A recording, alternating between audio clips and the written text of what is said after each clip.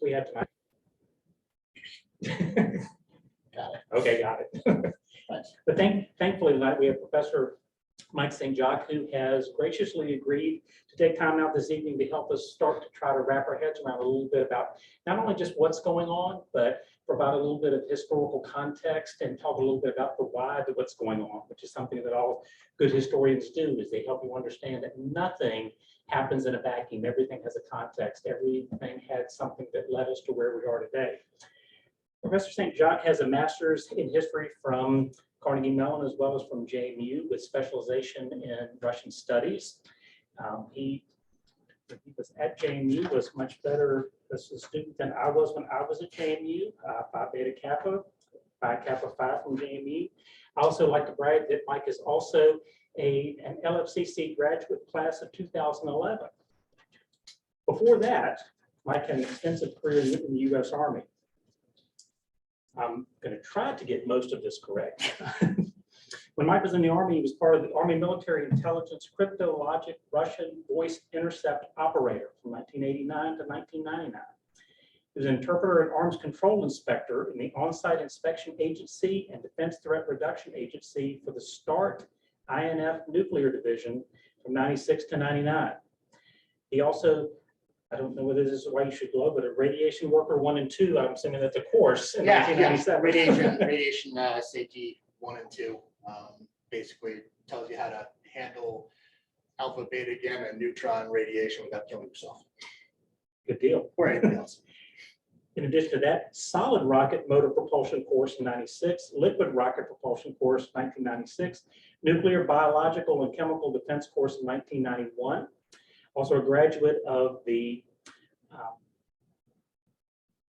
lost my place here, the On-Site Inspection Agency Intermediate Advanced Russian Interpreters course from the Defense Language Institute, the Presidio of Monterey in California, 95 to 99. And oh, by the way, also combat infantryman in Afghanistan in 04 and 05. So Professor St. Jacques, in addition to having just an extensive historical background, also has an extensive professional background in this particular area and the people we're specifically dealing with tonight. So with that, I'm going to turn that over to Professor St. Jacques. If you would like to have any questions, you can put those in the chat, and I'm going to do my best to try to manage those as best I can, or maybe Chris Lambert can help us on his end as well, manage that. And I will turn that over to Professor St. Jacques. Thanks, Mike. Thank you very much, Dr. Gillespie. Thank you all for coming. I appreciate your time. I am going to try to make this as informative yet as condensed as possible. I have a really bad habit of trying to cram too much information in all at once. My students, some of which are in here, can attest to that. I will try to pour a gallon of knowledge into a shot glass of a brain using a fire hose, but I'm going to try not to do that to you guys tonight. Thank you for everybody on Zoom that's joining us. Also, I'm going to go ahead and switch to our PowerPoint presentation because I do have a PowerPoint presentation that's going to go along with this. So give me a couple of seconds to try to figure out the technical aspects of this so that I'm not messing it up. I'm going to go ahead and put this in presentation mode. There we go. Okay, so how do we get to where we are? How do we get to the situation that we're in today? Yeah. It's Chris. We can't see your PowerPoint. You have to share the screen in Zoom as well. Thank you very much. Thank you.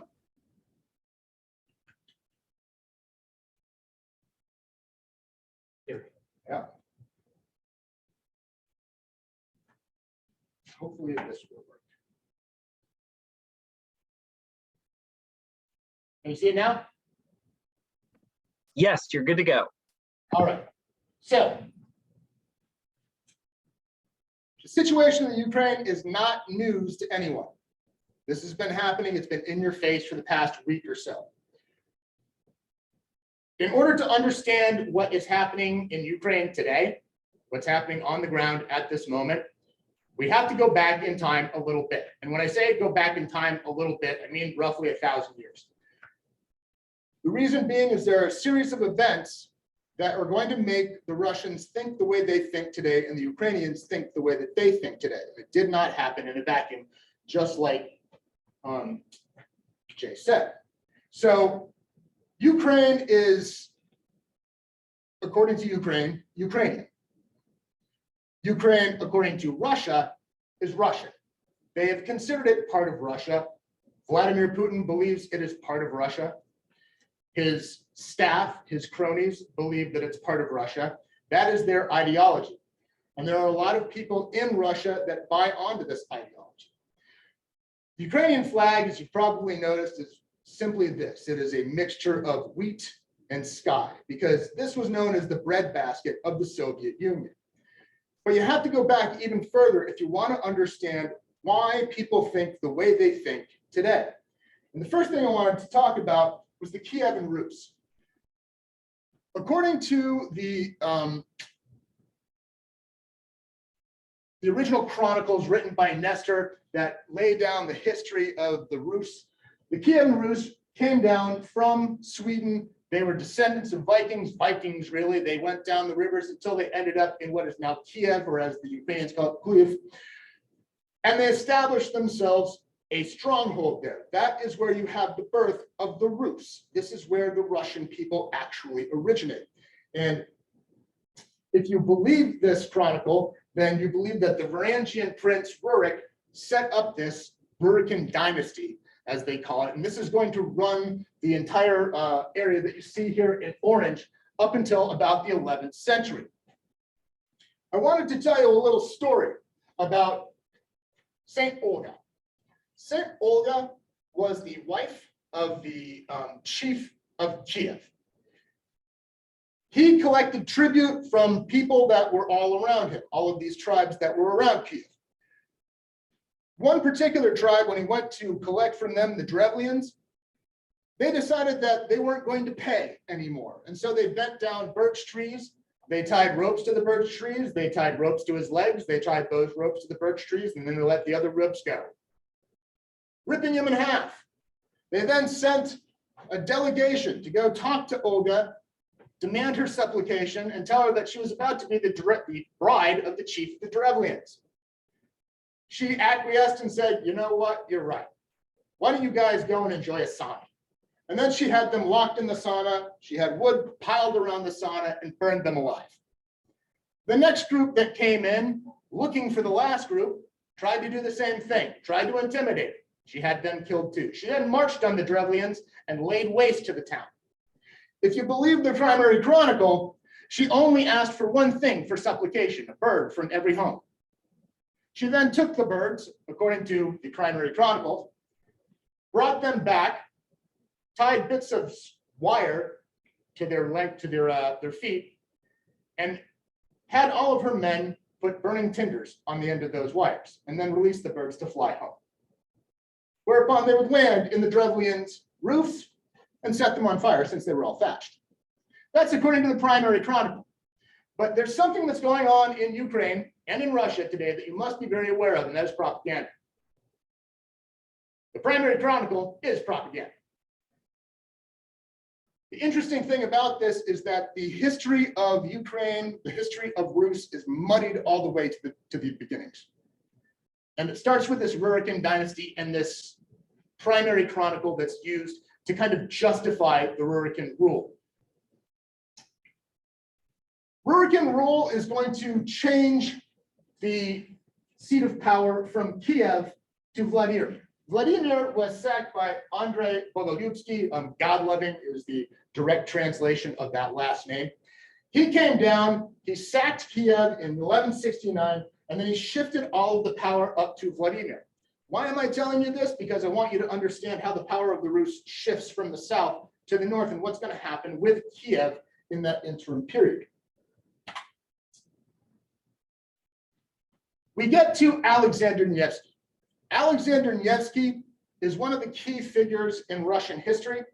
He is lauded as the defender of the Rus from invasions from the west, from Sweden, from the Teutonic Knights in Germany. He repels attacks from both of them. He also manages to save Rus culture, Rus language, Rus religion, orthodoxy, by becoming a tributary state to the Mongol horde, basically. The economy. And he does this by paying the Golden Horde.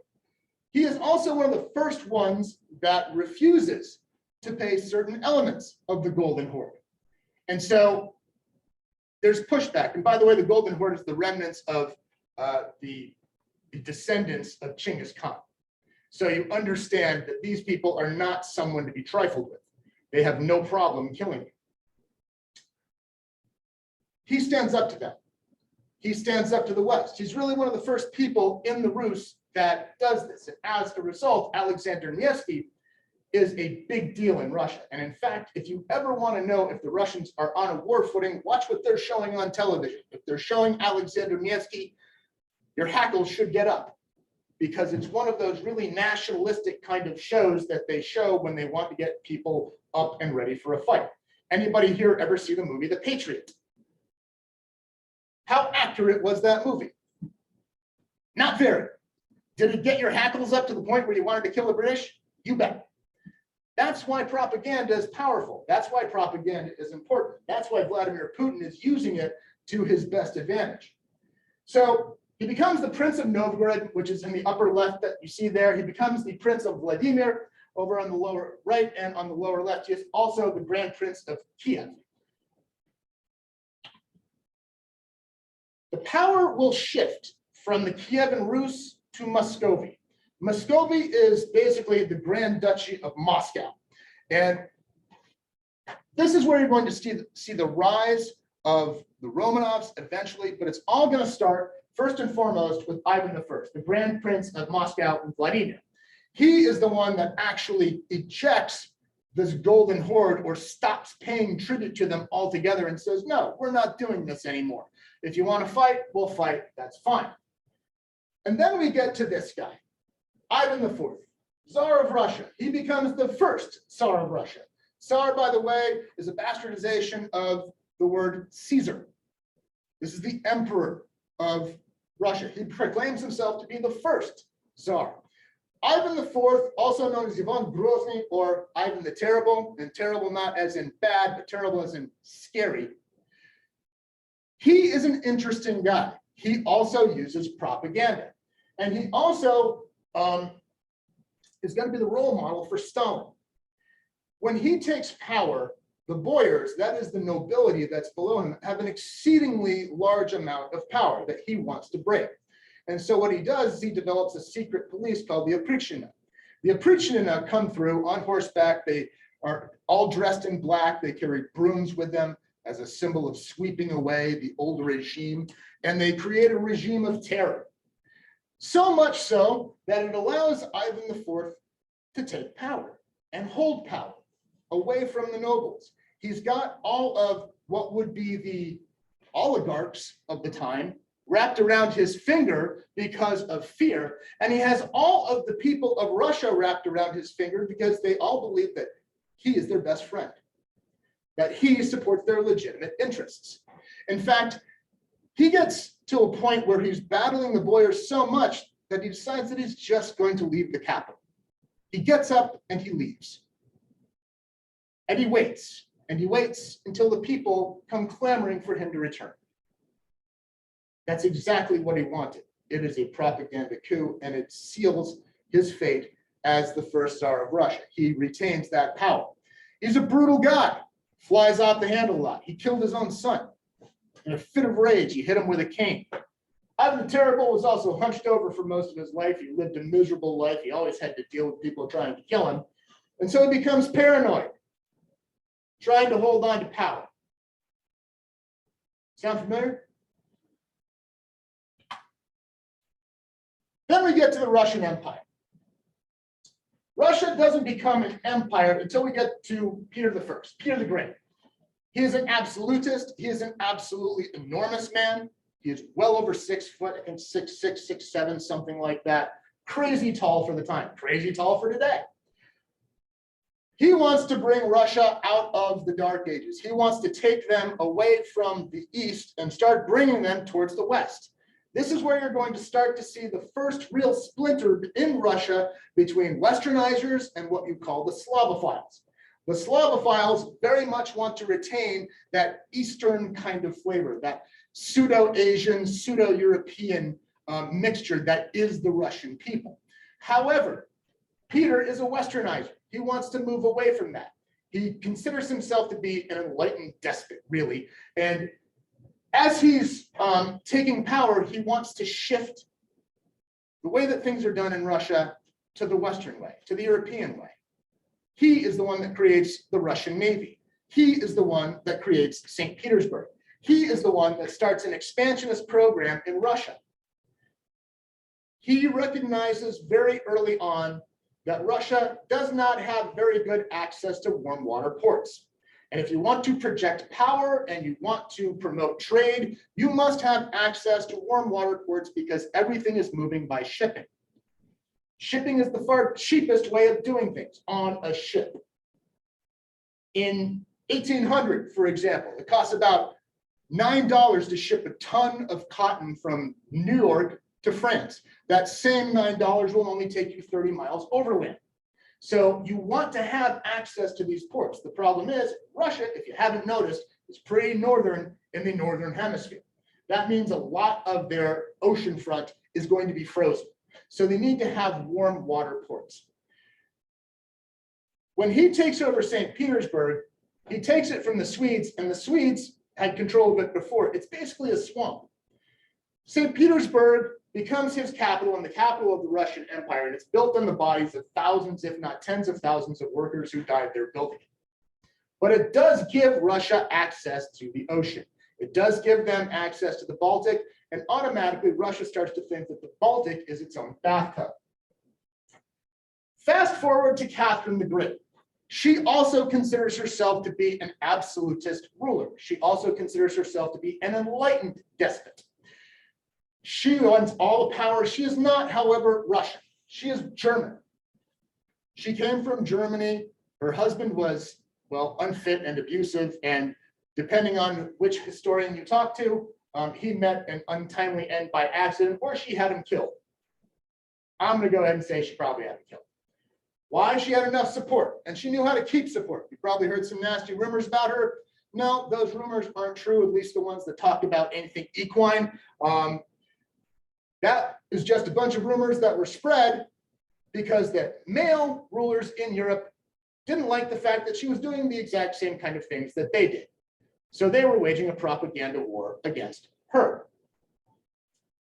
During her reign, she expands. How far does she expand? Well, one thing she does is she takes over part of Poland. She partitions Poland, then she takes over the rest of Poland. She also takes over the Crimean Khanate. And if you didn't know where the Crimean Khanate is, it's on the Crimean Peninsula. It's right there. It's where the Cossacks come from. She also moves into Polish holdings and Lithuanian and Livonian holdings. Those particular holdings include Kiev. That's how Russia comes to claim Kiev, is under Catherine the Great. There she is right there. So, oops, hit the wrong one. So Russia expands enormously under the reign of Peter the Great, as well as under the reign of Catherine the Great, especially under Catherine the Great. They really press outward. And this is what the Russian territory is going to look like by 1796. You would think that everybody's going to be happy about this, right? No, not a chance. A lot of people are very, very unhappy about this. A lot of those people actually come from those same areas around the Crimea. The Don Cossacks, the Zaporozhian Cossacks, they very much are pushing back against this. There's an entire book on Russian rebels, the four that you see listed there: Bolotnikov, Razin, Bulavin, and Pugachev. The two in the middle, they're from Ukraine.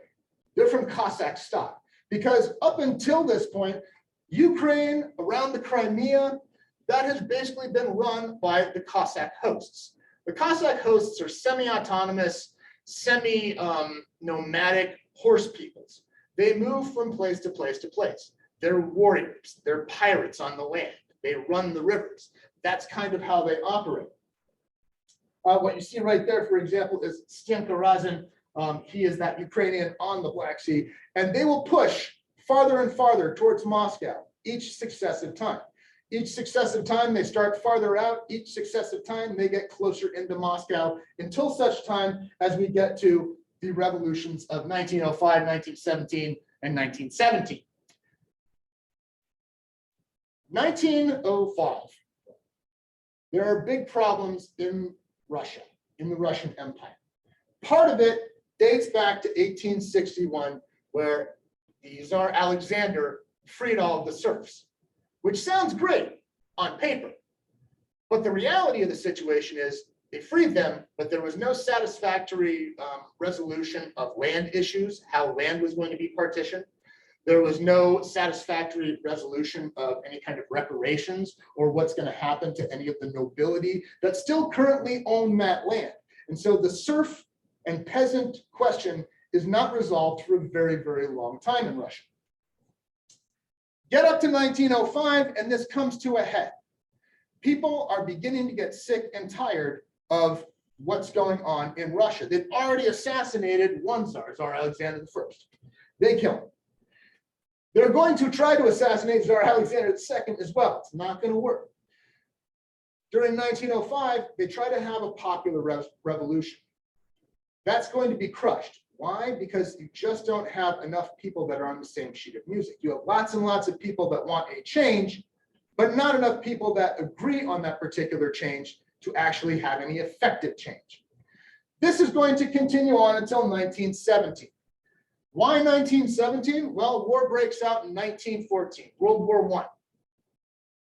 Tsar Nicholas II, he goes into the war. Why? Well, Serbia draws him in. Doesn't really have much of a choice in the matter. If he wants to uphold any of his treaty obligations, then he's going to back up Serbia, and he does. But it's an extremely unpopular war. Why? Well, lots of reasons. Number one, they're drafting people. In Russia, when they draft you into the army during the Russian Empire, the village that you come from throws you a funeral. It's your going away party, and it is your funeral because you're not coming back. The chances of you coming back alive, pretty slim. The chances of you coming back at all, pretty slim. The chances of you dying in the army, extremely good. Especially if there's a war on, and especially if Russia prosecutes her wars like she always does, by having lots and lots of people run in the direction of the gunfire, doing their own thing. People in Russia start to get very, very upset about the situation. Eventually, the Tsar is going to go to the front and he's going to take over. He's going to say, look, I've got control of this. But he leaves in charge his wife. And his wife, she's not really running the show as well as he would want, as well as a lot of the nobility would want. And in fact, she's being advised by Grigory Rasputin, and she believes that he is healing her son, who has hemophilia. And since this mystic, Grigory Rasputin, can heal her son, he's obviously blessed, and she should probably listen to him. In fact, he just tells the surgeons to stop giving the boy aspirin. By the way, if you didn't know, aspirin's a blood thinner, and if you didn't know, hemophiliacs already have thin blood. So, of course, taking away that aspirin is immediately going to cause Alexei, the son, to start feeling better and looking better, which makes Rasputin look like he's legitimate. Rasputin is going to be murdered by the nobility that don't like him. Eventually, there is going to be an attempted coup, what they call Bloody Sunday. There is a march on the Winter Palace in St. Petersburg. The guards get nervous, they open fire, and innocent civilians die. What did they want? They wanted food. They wanted land reform. And they wanted Russia out of the army, or out of the war. So eventually the Tsar is forced to abdicate. Things have grown out of his control, and a provisional government under the direction of Prime Minister Kerensky takes over. They establish a Duma, an upper house, and then they establish a lower house. And they promise that we're going to pull us out of the war, we're going to pull Russia out of the war, we're going to feed you guys, and we're going to have land reform. That is in February of 1917. As of October 1917, they're not out of the war. There is no land reform, and people are still starving. Oh, and by the way, they're dying in droves on the front. October 1917. Vladimir Ilyich Lenin, sorry. He returns. He returns to Russia. He is allowed to pass through Germany unmolested in the hopes that he is going to effect a revolution, a communist revolution, a Bolshevik revolution in Russia, such that Russia will pull out of the war. Germany wants this very badly because America is about to come in, and they don't want that. They need to shift all of the forces they have to the Western Front. And so they allow this to happen. And Lenin comes in, he starts the Bolshevik Revolution, and then comes the Civil War the next month. The Russian Civil War lasts from November 1917 to October of 1922. In this war, you have the white forces, that is the forces that support the Russian Republic, that provisional government. And you have the red forces. The red forces are the ones that support Lenin and the Bolsheviks. By the way, Bolshevik simply means somebody who's of the majority. The Bolsheviks, however, are actually not the majority in Russia. They claim to be, but they're not. At this time, you see separatist movements start to form in Poland, Finland, Ukraine, and other places. They want to break away from Russia. They don't want to be part of them anymore. They felt like they've been under their heels for several hundred years, and they kind of have been. Here's the problem, though. The United States and Russia had some decent relations before this. Back in the American Civil War, there were Russian warships parked in New York Harbor. You probably didn't know that. Ostensibly, that was to provide support to the United States. In reality, it was probably to keep their ships safe from the British, the French, and everybody else. But they get to make that claim. And then when the Soviet Union has their revolution, when they have the Civil War in Russia, the United States offers troops, and we send them in. The picture that you're looking at there on the right-hand side, let me make that a little bit more clear. Actually, drop that. They look pretty American, don't they? Carrying an American flag, right? They're in Russia. The people that you see there on the left, that's Russia. Ouch. We sent troops. The Czech Republic sent troops. Japan sent troops. Romania sent troops. Greece sent troops. Everybody wants the red forces to lose. They don't, though. And as a result of this, they don't have a real good feeling about Americans coming out of this Civil War. They don't pay us back any Tsarist era loans that were taken out either. So the United States isn't real keen on them either. There are about 7 to 10 million casualties during the Russian Civil War. This gives birth to the Soviet Union, the Union of Soviet Socialist Republics. It's a group of different republics that all band together under the banner of the Soviet Union. It is formed by Lenin. When Lenin dies, his handpicked successor is not Stalin. It's Trotsky. But Trotsky gets outmaneuvered by Stalin. And as a result, Trotsky, the founder and father of the Red Army, by the way, who has lots and lots of victories under his belt, is accused of being a traitor to the revolution and has to go into exile. He eventually goes into exile in Mexico City, where he is murdered by Stalin's henchmen. That guy's story, by the way, really interesting. You might want to look that up. Crazy story. Stalin presides over the Soviet Union at a very critical time. He very much looks at Ivan IV as a role model. Interestingly enough, Stalin wasn't always on the path to be a politician. He was actually going to be a priest. In fact, if you look at earlier pictures of him, he could have been a male model. If you look at him today, he could easily be modeling for any one of the top agencies. But he got beat up pretty bad by the Russians, by the Tsarist state. And this kind of changes a guy. He's not Russian though, he's Georgian. Stalin isn't even his real name, it's Zhugashvili. Stalin means man of steel in Russian. He's portraying himself as the toughest guy around. And it is he who oversees the purges. The Stalinist purges during the 30s, especially the late 20s to the 30s, are probably the worst thing that can happen to the Soviet Union at that moment, because he's so paranoid that any popular generals, and usually the popular generals are the ones that win wars and battles, well, he has them executed, purged. Speak up against him, purged. You'll probably notice in a lot of old pictures of Stalin that the older you get in the pictures, the more people are in them. And then they just start disappearing from that same picture until it's just him.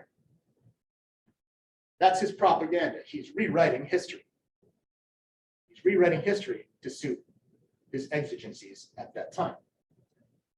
One of the exigencies of his time is he wants to industrialize, and he wants to industrialize quickly. That requires food in urban areas. You're going to have to get the food from rural areas.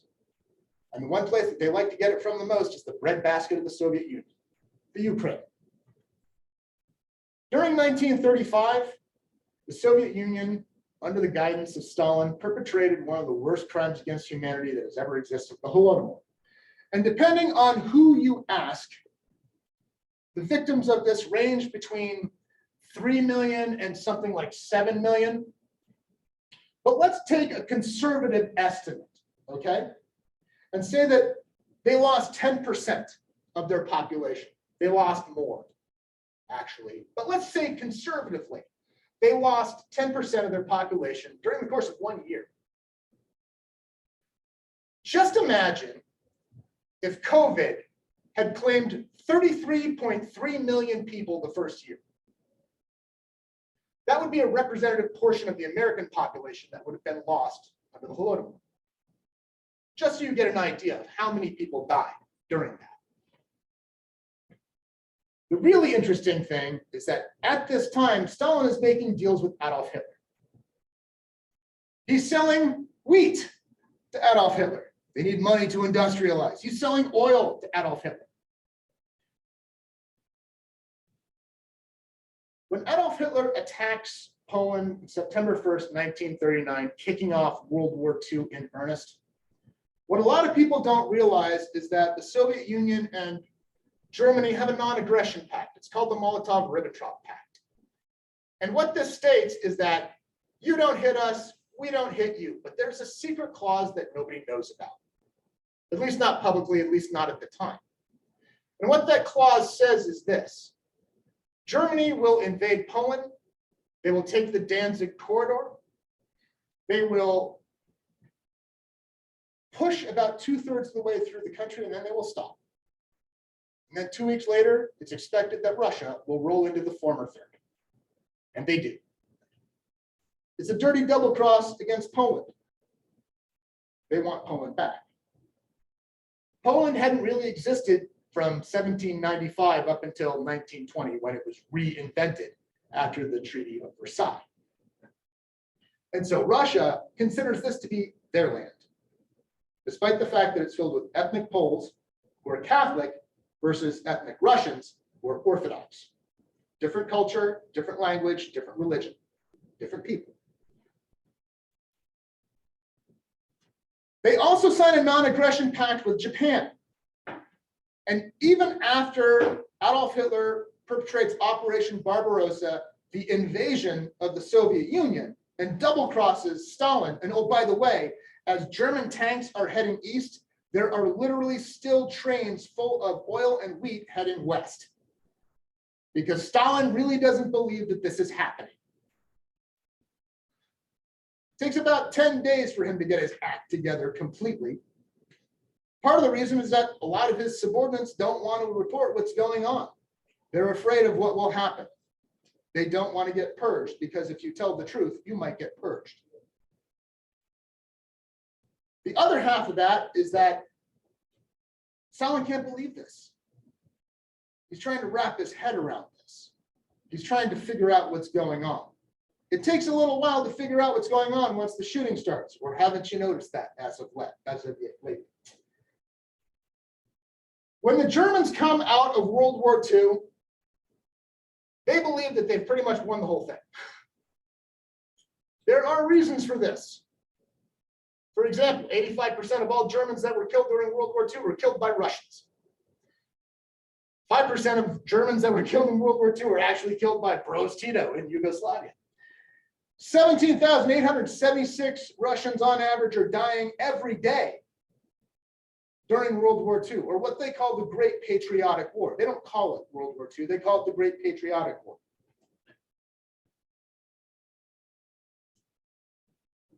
When it's time to take Berlin, they want to take Berlin. And they have a very bad feeling about the United States because of this. At least Stalin does. Stalin controls the propaganda, so people are going to be listening to what he has to say. Here's why they have a problem with this. When Stalin gets hit by Germany, they immediately want help after the United States is drawn into World War II in December of 1941. They want us to hit Europe and open up a second front to take relief off of Russia, off of the Soviet Union.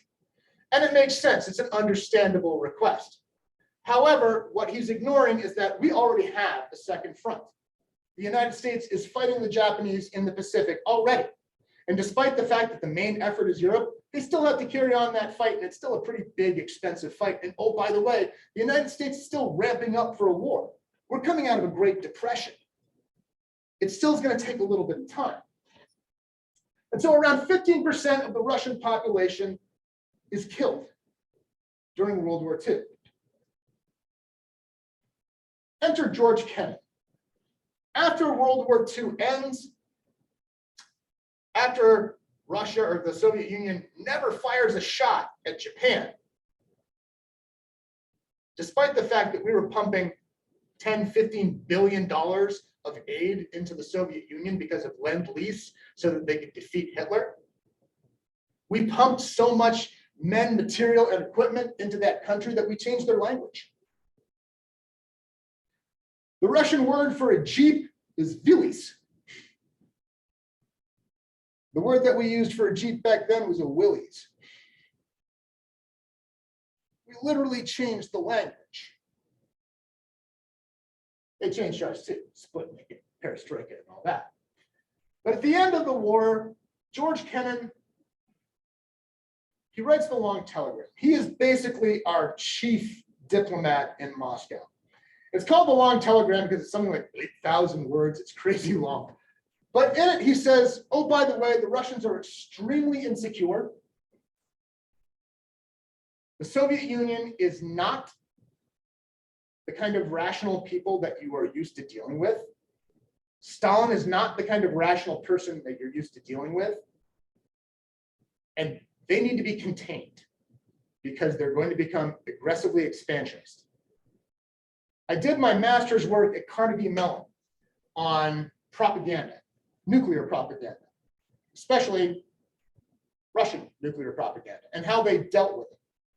During World War II, there were very few unkind words said in Russian newspapers about the United States. Prior to World War II, there were lots. Immediately after World War II, lots of negative press. Why? Because they started accusing us of atomic diplomacy. Because the United States, up until 1949, is the only one that has the bomb. The United States has nuclear hegemony, 1945 to 1949. That's when it ends.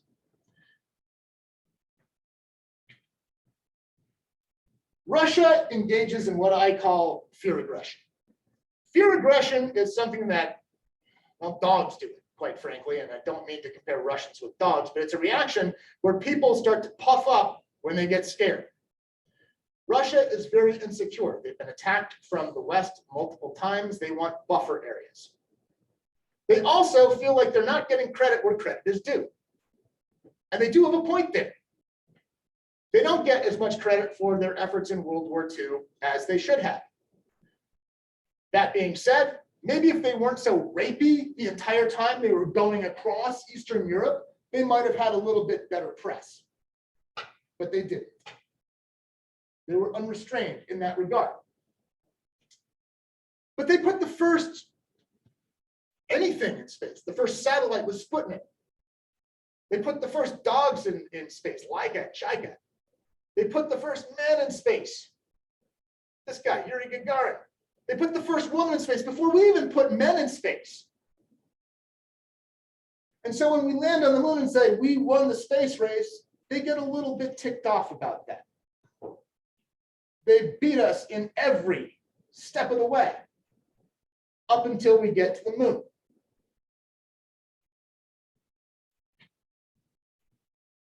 They become so insecure that they start to force people in instead of out. That's the measure of a country. That's the measure of a success of a country in my book, is if you have to build walls to keep people in or keep people out. You shouldn't have them at all, but if you have to, it's better to have it to keep them out than to keep it in, because that means that your country is someplace people want to go to, not someplace people want to escape.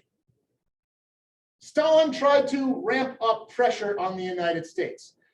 Part of the settlement of World War II was the division of Berlin into the western sectors and the eastern sectors, but that's plopped in the middle of East Germany, which means that if you want to supply them, you must have roads or rails. When they block off all ground transportation, the West responds by sending in a Berlin airlift. Okay, you want to cut off the people that need help? We'll just find a different way to get them that help. And oh, by the way, if you take a shot at us, it's war.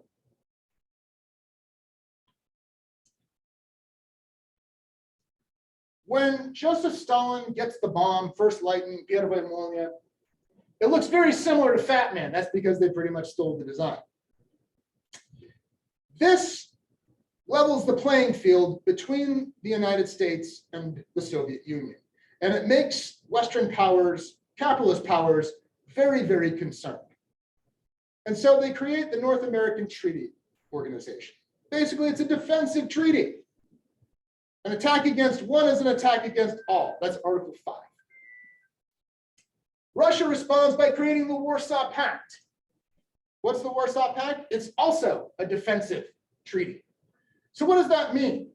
If NATO hits the Warsaw Pact, any one of their countries, it's full-on war. If the Warsaw Pact hits any one of the NATO countries, it's full-on war. All the others will respond.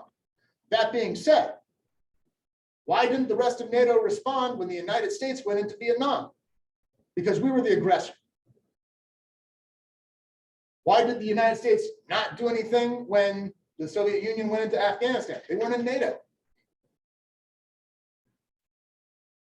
If you're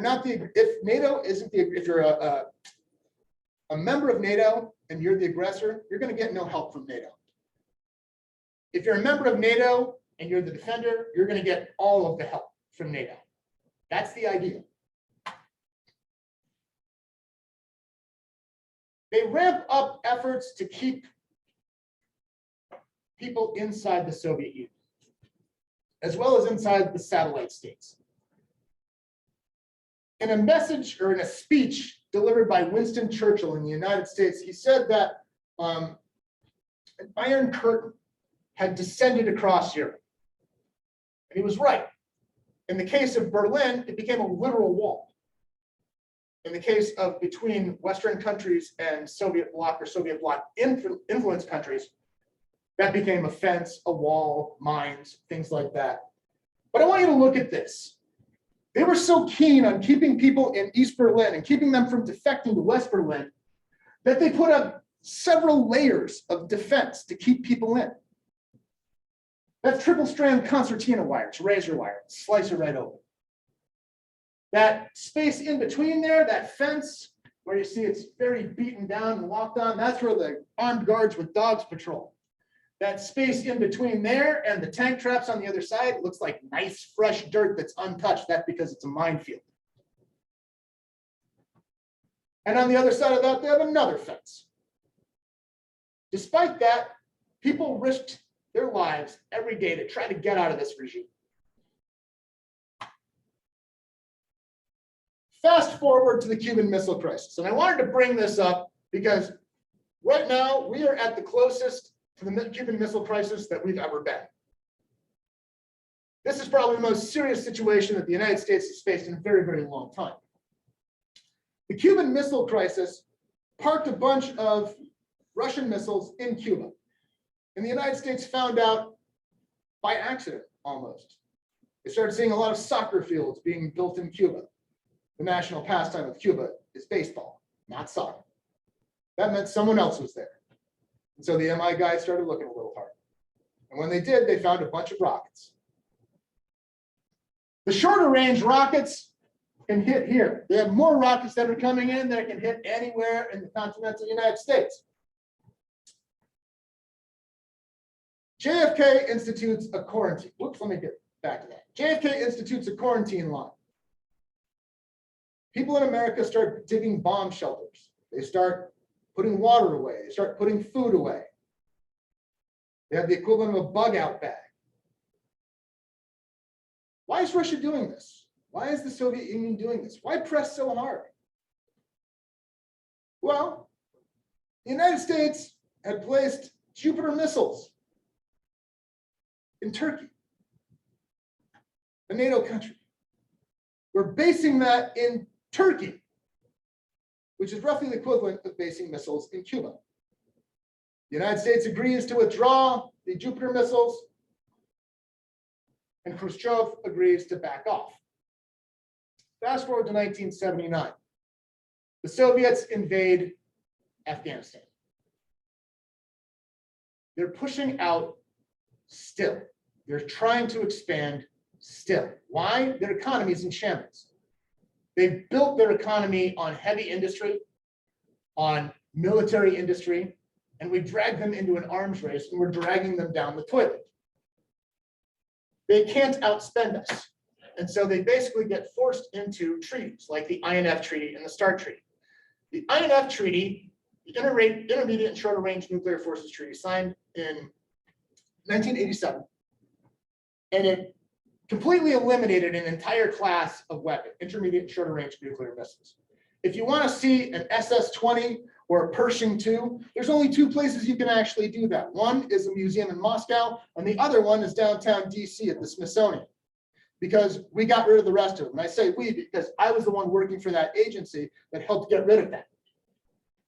That's me. That's an SS-20. The ground I'm standing on is Sarny, Ukraine. It's now under Russian control. The START Treaty was signed in 1991. A lot of things happened in 1991. For example, the collapse of the Soviet Union. December 28, 1991. It's done. It collapses.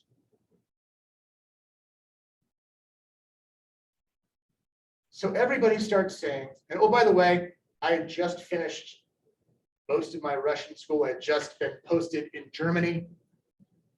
In 1991, I was working the day that attempted coup happened in August of 1991.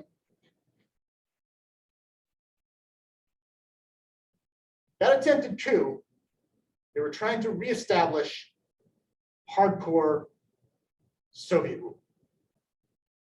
Part of the problem was they didn't like the fact that Gorbachev was talking to the West, that Gorbachev was making deals with the West, that he had engaged in INF and START with the West. They thought that that was a betrayal of the Russian people, of the Soviet people. And so they attempted a coup.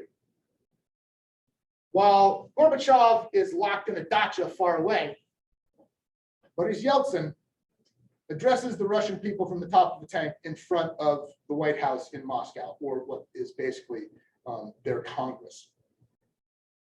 The coup fails. Yeltsin is catapulted to stardom. He becomes the president of the Russian Federation. Here's the problem. We didn't sign the START treaty with the Russian Federation. We signed it with the Soviet Union. The Soviet Union doesn't exist anymore. That means all these breakaway republics have now become nuclear powers. Russia is a nuclear power. America is a nuclear power. Ukraine in 1991 is the world's third largest nuclear power. Nuclear weapons are expensive though. And you kind of want to get rid of them if you don't have to have them. It also puts you in difficult positions. So in 1994, they signed the Budapest Agreement. What the Budapest Agreement said was basically this: if Ukraine gives up its nuclear weapons, the West guarantees their security. Even though they're not part of NATO, the West guarantees their security. Boris Yeltsin, he's wildly popular. He's also wildly wild. He's off the cuff. He's the old style Russian that everybody likes from the Soviet Union. He's the party apparatchik that likes to drink and likes to flirt with girls. That's what he does. But make no mistakes, he's not a fool. He knows that he needs to hand the reins to somebody that's capable. And so in 1999, when he realizes that his health is in serious decline, he basically appoints Vladimir Putin as his successor, his chosen successor. He tells Bill Clinton, he's a solid guy. He's a guy you can work with, a guy you can trust. Maybe the first guy was, but I doubt it. He's an old school KGB apparatchik. Vladimir Putin is going against this guy now, Volodymyr Zelensky. They have the same first name. It's just one's in Ukrainian and one's in Russian. Volodymyr Zelensky has a very different background. He's a comic actor. He played in a TV show about a teacher who became president of the Ukraine and then becomes president of the Ukraine. Why? Because they have to oust Viktor Yanukovych. Viktor Yanukovych is a Putin puppet. He is propped up as the president. However, he is ousted during the Euromaidan protests of 2014. The Euromaidan protests are these massive protests that were pro-Western that want to get rid of Zelensky. Why? Because he is as corrupt as they come. He is as crooked as a barrel full of fishhooks. He has been robbing the Ukrainian coffers blind and living like a king. He escapes to Russia, and they elect this guy. Putin himself has been expansionist. He keeps trying to take back traditional Russian areas. For example, in 2008, he invaded Northern Ossetia in Georgia and takes it over. Why? Because he said it was a Russian enclave. There are ethnic Russians there, so we need to go in there and liberate them. This is going to start sounding familiar if you're students of history. Then the Crimea. He goes in there, 2014. 2008 was Georgia, 2014, he goes into the Crimea. Why? There's ethnic Russians there that need to be liberated.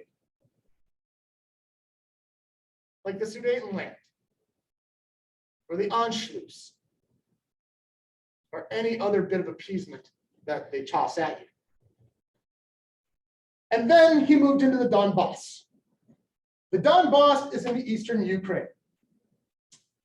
There are two republics that supposedly have a majority of Russians there. Actually, it's about 30%, so they're minority. But Vladimir Putin, he starts invoking propagandist language. We need to go in and take out the Nazis. What Nazis? Ukraine itself, they don't declare victory in Europe Day. They have victory over the Nazis Day. They're very clear that they don't like the Nazis. But Putin's using this, and he's using history, a bastardized version of history, to support his claims. How? Well, remember when there was Operation Barbarossa and Germany invades the Soviet Union? Well, when they roll through Ukraine, the Ukrainians are pretty happy because he's not Stalin. the enemy of the enemy is my friend. Well, that's until they realize what the Nazis are really about. But Putin can use this as a justification, and he will use this as a justification. There are Nazis there. We need to liberate these people. He neutralizes opposition voices. There are over 200 journalists that have spoke out against Putin that have now reached room temperature. They all died in mysterious circumstances. If you are one of his opposition, you will be jailed if you're not killed. He has no problem poisoning people, even outside of Russia. He's a dangerous man. His distorted version of history is what he's using as a basis to try to reclaim this. It used to be Russian territory, so we have a valid claim. So is Poland. So is Alaska. Where does he stop? How much do we allow him to have?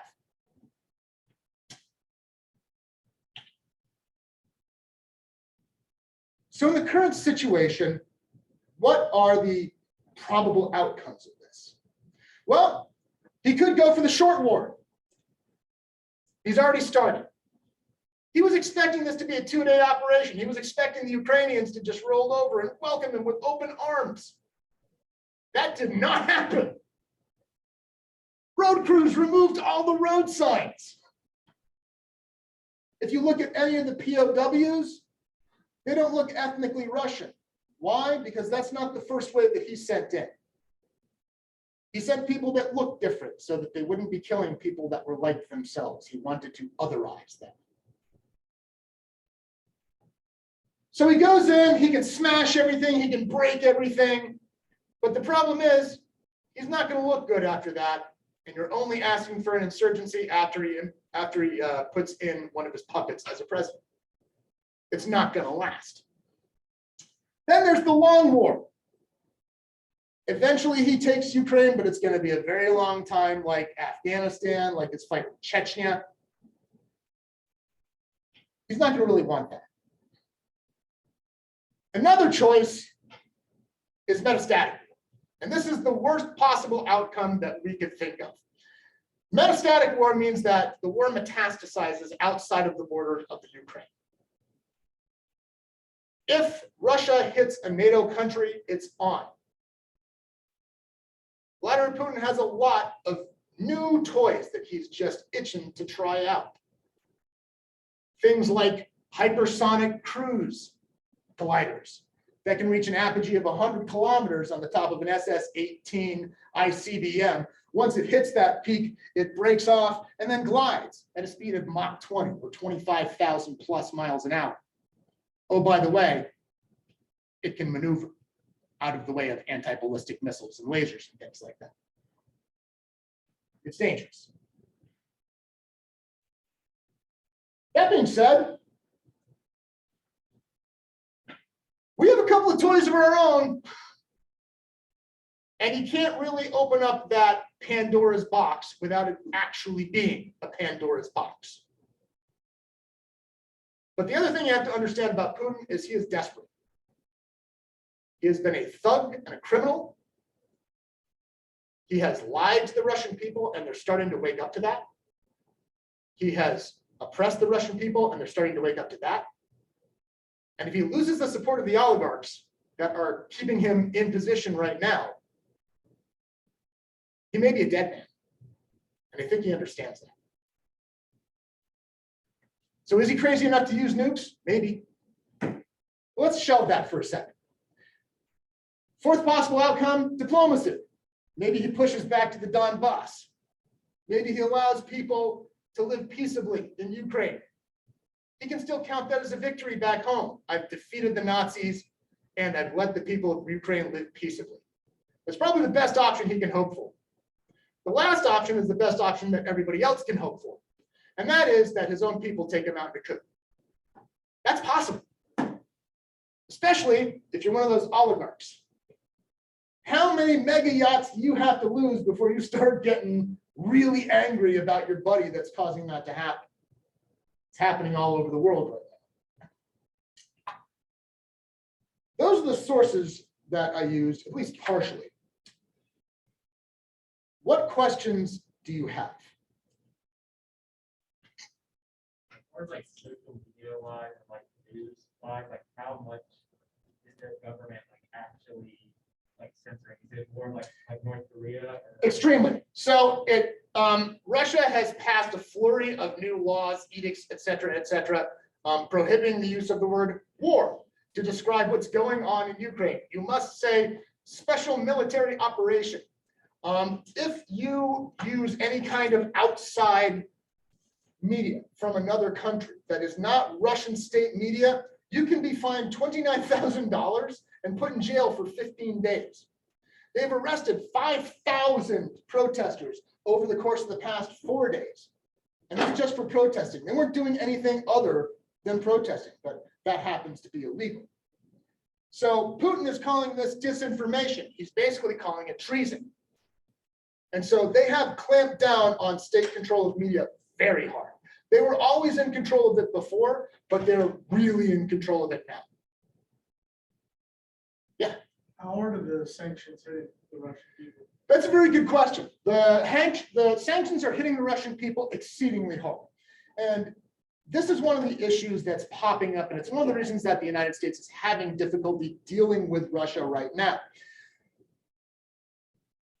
The president has put sanctions on Russia, but they've left certain things out, like crude oil. Crude oil is where most of the oligarchs are making most of their money. So it's not hitting them. It is hitting the other oligarchs. That being said, the sanctions that we are putting on them and the ones that the Europeans are putting on them are hitting the Russians very hard. And unfortunately, it's hitting the commoners a lot harder than it's hitting the oligarchs. And since it's hitting most of the regular Russians hard, it makes it a very easy sell for Putin to say, look, they're hurting you. I didn't do this, they did. And it's very easy to turn the Russian people against us. Fortunately, he's not the only source of news, and it is starting to break in there. People are starting to get the idea that he's not the only source, and perhaps he's not the best source. That answer your question? Yeah. Which of the options that you listed here do you think is most likely to happen? I'm not Kreskin. I don't have a crystal ball. I don't really want to say, because I've made a series of predictions so far, and thus far all of them have come true. And so I don't want to put something out right now and say, this is what's going to happen. What do I hope will happen? I hope there's a coup. I hope they take Putin and take him out now, quite frankly. It's the best thing that could possibly happen for Russia. It's the best thing that could possibly happen for Ukraine. Yeah. Will he end up in world court? He may end up. Humanity? Yeah, I think he absolutely would. They're investigating, the International Court is investigating crimes against humanity on both sides. Both sides are claiming crimes against humanity. For example, the Ukrainians are claiming that the Russians are using thermobaric bombs, petroleum air bombs. They make a big boom. They're very devastating. Poor man's nuke. The Russians are claiming that the Ukrainians are putting anti-aircraft installations and troops in areas that are civilian, basically using them as human shields. So what's coming out of Ukraine, we're probably not going to know exactly what's gone down for a while, because the fog of war obscures all of these things. It's very difficult to figure out what's going to happen. And as Jay and I were talking about earlier, if you look at Mike Tyson's, everybody's got a plan until you get hit in the face. The Russian or the army has a saying, no plan survives first contact. Well, Putin, he's really stumbled into it this time. And I don't think he even knows what to do, quite frankly. So will he end up in a world court? Probably. I wouldn't bet against it. Not a lot of money, at least. Yes. That's also another good question, because the first wave that he's thrown at them, it's shown that their forces weren't nearly as effective as he thought they were, especially their air forces. I'm sure you've probably heard the ghost of Kiev and all these other things. but that could also very well be propaganda, and it probably is. Why? Well, the likelihood of one Ukrainian in one plane shooting down 5 Russian planes all in one day, hopping out of his shot down plane, getting into another one and continuing the fight. It's a great story. It brings hope to the Ukrainians. The likelihood of that, well, until I actually see some documentation on that, I'm probably not going to believe it. That being said, the Russian Air Forces did not show up. They do not have air superiority completely over Ukraine. One of the reasons is that the West keeps pumping Stinger missiles into Ukraine. And Stinger missiles, that turns any average Joe that can read the instructions on the side into a fighter pilot. Because all you have to do is aim, point, and click. It'll follow the heat signature. I've seen the helicopters burst into flames falling out of the sky. Also, how much money in terms of supplies and weapons are being sent into Ukraine? Like, I'm just reading a long list of them. It changes on a daily basis, and people are getting involved on a daily basis. And I think one thing that we really have to wrap our heads around, and this is, as Joe Biden, vice president at the time, quoted, big freaking deal. I sanitize that for you. Switzerland broke 500 years of tradition and policy by putting sanctions on Russia and just abandoning neutrality. 5 centuries of tradition. Elon Musk went full on Iron Man and started dropping a whole bunch of internet terminals into Ukraine. People are jumping on this. Companies are jumping on this. Adidas has said they were going to stop selling in Russia. Anybody here know anything about Russia? Adidas is the brand name in Russia. It's not Nike. Everybody wears Adidas. That's the biggest middle finger that any of the companies could flip that way. Apple has cut off sales. All kinds of other companies have cut off sales. They've frozen assets. They've cut them off from the SWIFT network, so they can't even use their ATM cards. Imagine being a billionaire and you can't get any money out of an ATM. Better go to that vault. Yes. How are we supplying weapons if we can't? We're not air dropping because we're not flying. Mm-hmm. How are the weapons that the world is providing to the Ukrainians getting into the Ukraine? Rail and road, shared borders. So they're coming in from the West. Yep, they're absolutely coming in from the West. And the Russians are simply oblivious.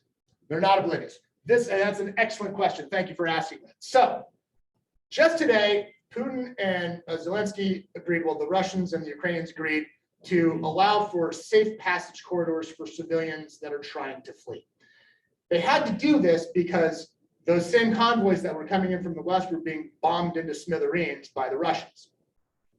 So some of them are getting through, some of them are not. And that's the key to the Russians not having air superiority. If they don't have air superiority, they can't stop those convoys from getting in. And those convoys are being protected by air defense artillery. So Stinger missiles, handhelds, things like that. That's how they're getting most of the stuff into the country. Sweden, as a matter of fact, Russia just threatened Sweden and Finland, said, don't join NATO or else. Economic and military repercussions. And so Sweden said, you know what, we're not going to do that. We will send 50 anti-tank rocket launchers as well as 400 anti-tank rockets and 500 million krona to help them out. But we won't join NATO. They're getting the stuff in there. It's coming through the borders. Think about, is cocaine legal in the United States? Nope, but there sure is a lot of it here. They're getting it across the border like that, same that they do with any kind of illegal smuggling. It's been going on for millennia. It continues today. Illicit drugs are pretty easy to hide. Stinger missiles, not that easy. I would disagree with that. Have you seen some of the large shipments that they're bringing in of these drugs? They come in the huge cratefuls. They have bales of them that float in the oceans. So yeah, these are big, but those Stinger missiles, they're only about yay big. It's not that much bigger than, say, a guitar You're case. talking quantities. Quantities, yeah, the quantities are going to be coming in, but the quantities of drugs are coming in like that as well. So all you have to do if you want to bring these things in and not get caught, unload them into cars and drive them in. Smuggle them in other ways. You distribute them in other ways, kind of like you would to the French resistance. That's how we got weapons to them. They went in little by little, but not like they're doing today. But most of it's going in by convoys, yeah. Yes. If Ukraine's in NATO, right? No. They're not in NATO? No, and that's the big thing. That's one of the things that Russia's extremely angry about is they keep saying that NATO keeps pushing west or eastward, and that is a threat. But as I said before, NATO is a defensive organization. Latvia, Lithuania, Estonia, they're all part of NATO. They do touch Russia already. So is that really what the problem is? Or is the problem that if Ukraine joins NATO, then Russia no longer can just walk in there anytime they want? That's the real issue. The old saying, the cliche is that Russia without Ukraine is a country. Russia with Ukraine is an empire. And I firmly believe that Vladimir Putin is trying to reestablish a Russian empire. He's trying to reestablish Russian hegemony. He wants to be able to project power. Yes. How much of Ukraine being, why they're not Ukraine, is it the natural gas? Does that have any impact with how much Russia wants them? Yeah. So if you look at the gas pipelines that are crisscrossing Europe, there are three really main pipelines coming from Russia that are in dispute. Nord 1, Nord 2 that go through the Baltic and go to Germany, and then there's one that goes through Ukraine. Russia doesn't have control of that anymore. It pumps a lot of natural gas into Ukraine that way, and it can shut the gas off pretty much anytime it wants. And it's done that in the past. But that really didn't shut down Ukraine because Ukraine could then get supplied from the West. That's one of the things that Russia doesn't like. But it's also a shortcut to Southern Europe. You can cut across down there and make it to Southern Europe rather easily. The Nord lines, one of them is active, one of them is not. It wasn't completed yet. And Germany shut that one down as pressure on Russia as well. But you also have to understand that the US has interests in Russian gas companies. Shell has something like a 25, 27% stake in Gazprom. And so any kind of sanctions that we would plop on them, we're going to feel. We're going to feel it because of that 27% ownership. We're also going to feel it because, well, if you put an embargo on it, prices of gas are going to go up because the supply will go down. And when the supply goes down, price goes up. Supply and demand, simple economics. Any other questions? Yes. What's going on between Russia and China right Interestingly enough, China's not said a whole lot about this.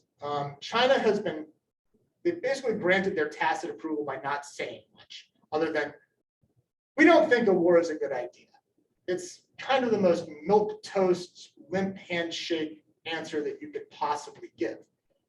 Nobody wants war. That's like saying, you know what's nice? Not having puppies die in front of you. Of course that's nice. You don't ever want that to happen. So China's basically been non-committal on this. That being said, if I were living in Taiwan right now, I'd probably be a little bit scared. Well, I take that back. When this kicked off, if I had been in Taiwan, I would have been a little bit scared.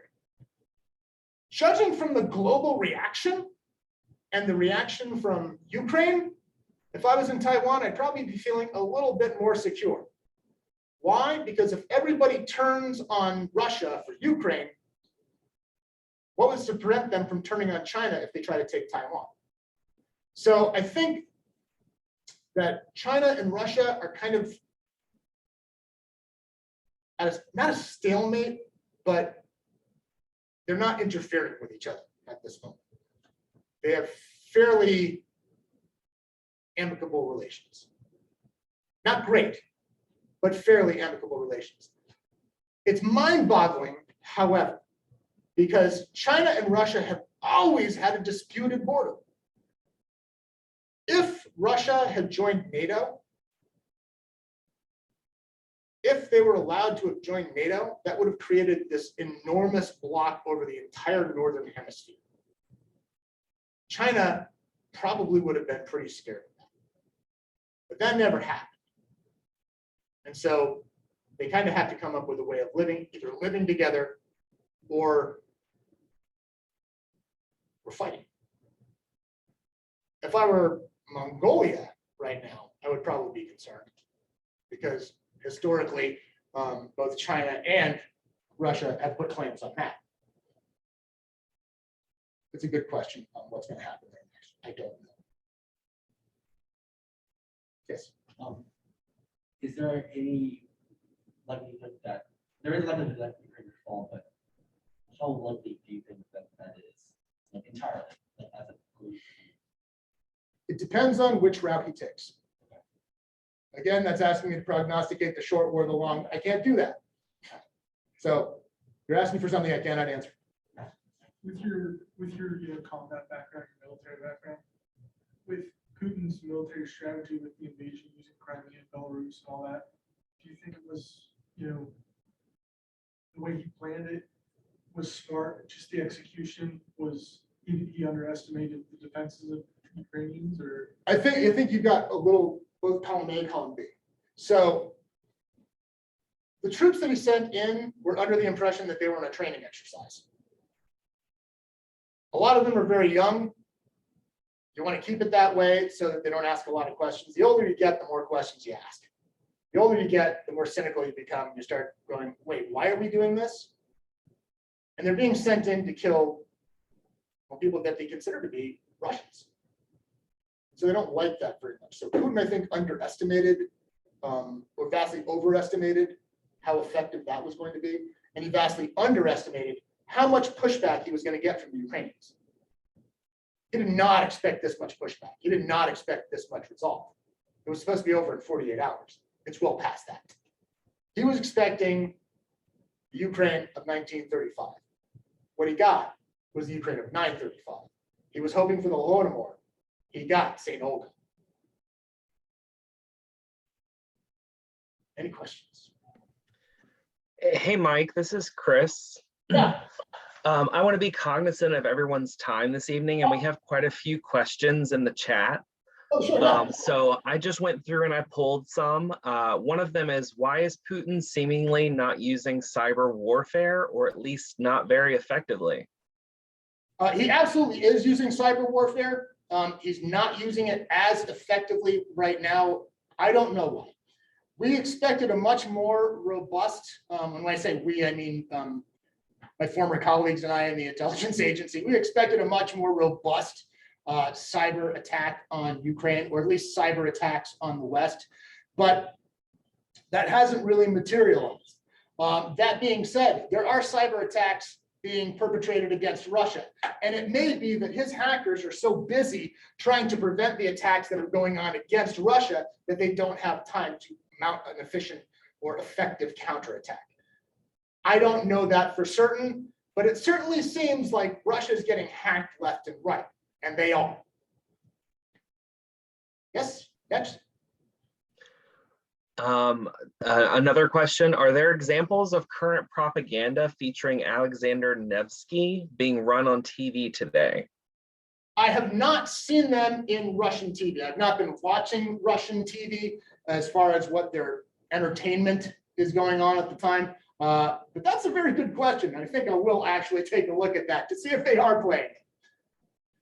A lot of patriotic movies, that being said, have been made in Russia. And in fact, movies about World War II, the number of movies that were made about World War II during the Soviet era between 1945 and 1999 was something like 22, I think. And then from 2000 to 2022, it was something like 44. So they doubled the output of movies about the Great Patriotic War.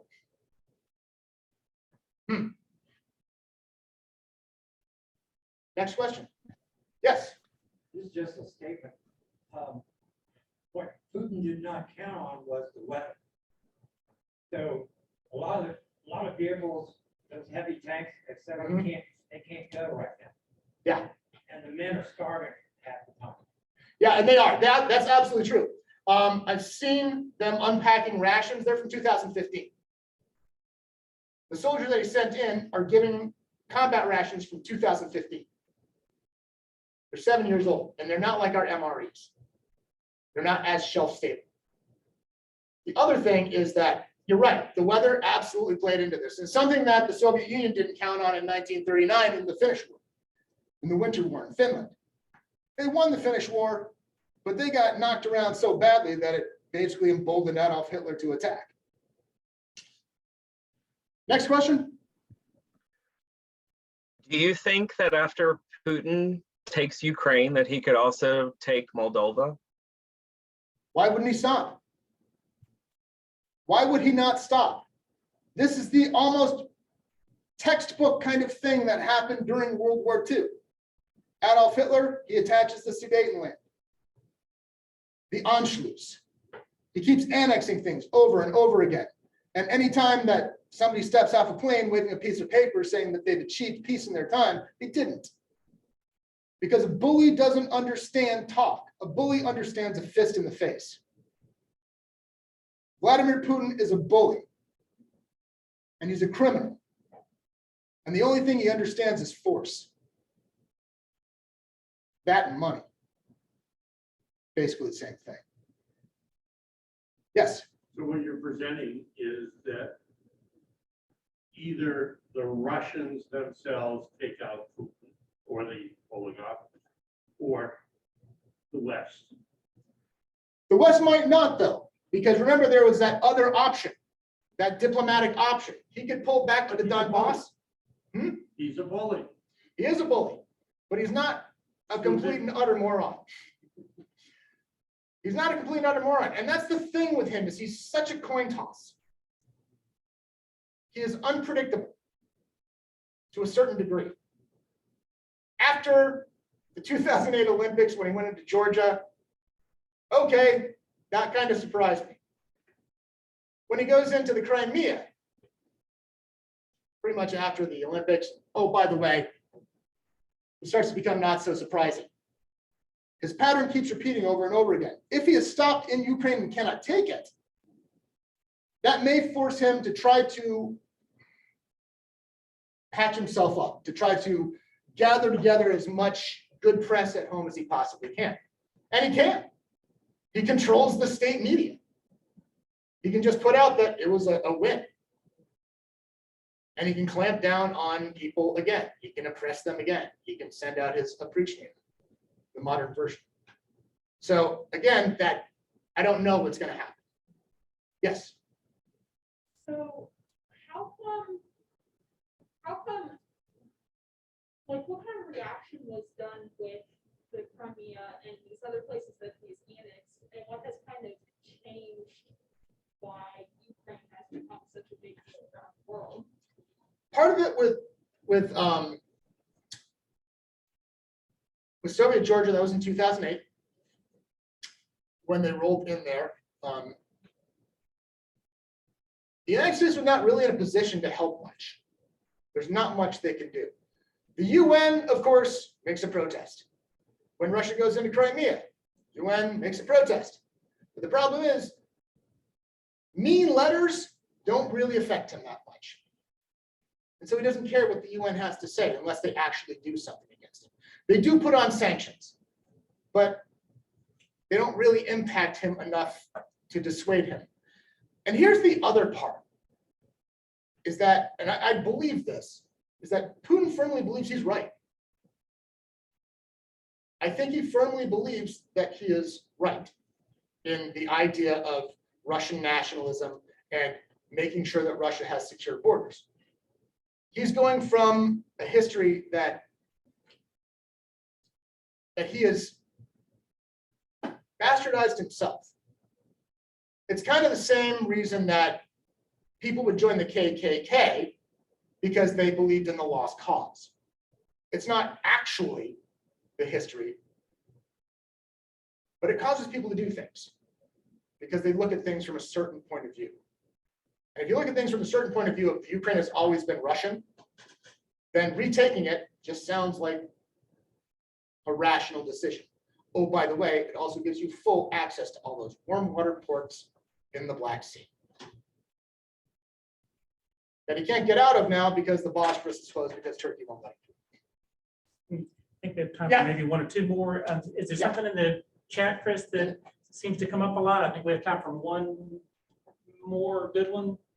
Yeah, I actually have two questions in the chat that I wanted to ask, and I know we want to wrap up very shortly. What's the extent of nostalgia for the USSR among the Russian general population? Amongst them, it's interesting. It's very interesting because there's no homogenous kind of nostalgia. Some people very much are nostalgic for the Soviet Union, but not necessarily the deprivations of the Soviet Union. They only remember the good parts, which I know is basically what nostalgia is. But there are a lot of people in Russia that back Putin, probably 60, 70% of them actually do back Putin because they believe what he's saying. And there are a lot of people that do hearken back to the Soviet Union. They do have nostalgia for the Soviet Union. Why? Because that's when Russia was the lead in the Soviet Union. That's when Russia put people into space. That's when Russia is going against the United States and they're feared and respected in the world. So they do have nostalgia for that, but the ones that suffered under the Soviet regime, and that is a lot of them, they very much remember that and they don't want to go back to that. Next question. All right, and I have one more question. So why would China be scared of Russia in NATO if NATO is a defense organization? China shouldn't be afraid of NATO. They shouldn't be afraid of Russia. Russia shouldn't be afraid of NATO either. But they are, because anytime you have a treaty organization like that, it's got a lot of powerful people together. And if you want to be expansionist, well, that puts you in check. It's kind of like saying, Mom and Dad keep a lock on the liquor cabinet, but, you know, I wasn't going to go in there anyway. Well, then why are you worried about the lock? That's the analogy. There are no other questions. Thank you all very much for your time. I appreciate it. Thank you for coming out. Thank you, Jay. Thank you, Chris. Thank you, everybody. Thank you on Zoom for tuning in. I hope this has been informative. I am not the end-all be-all expert on everything on this. There are lots of different opinions out there. Go get those as well. Thank you for attending. I'll see you all. Thank you.